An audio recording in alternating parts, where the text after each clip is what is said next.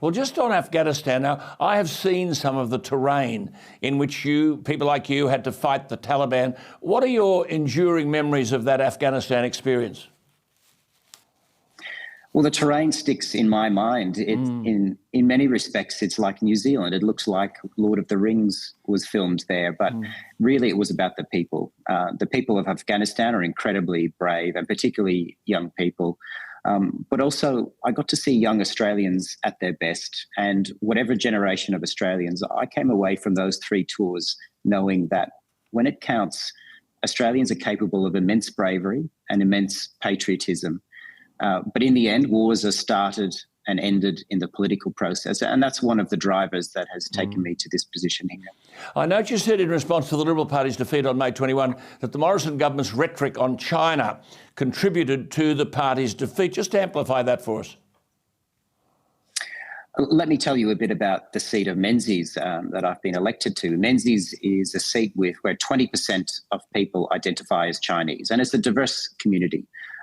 But speaking to them, conducting Chinese language phone canvassing phone calls, and on election day when the Chinese booth swung enormously, some as high as 16%, it was quite clear that they felt we weren't separating our disagreements with the Chinese regime with the Chinese people.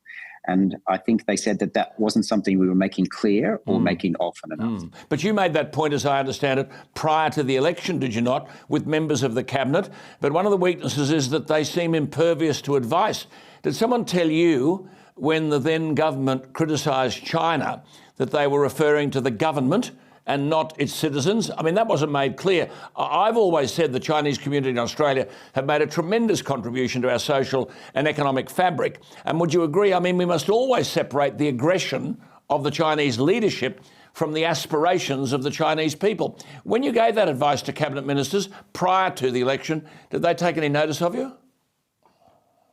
It was to one, and they did, and they listened with intent to what I had to say, because they knew that I wasn't just saying this anecdotally. It was based on the feedback from thousands of phone calls.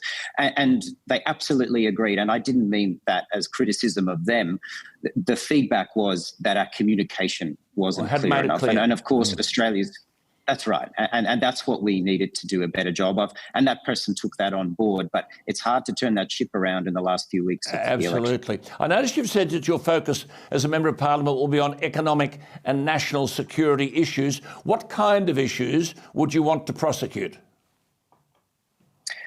Well, 2/3 of the seat of Menzies are first or second generation migrants like me. And migrants know that while there are things about Australia that are not perfect, compared to every other country on earth,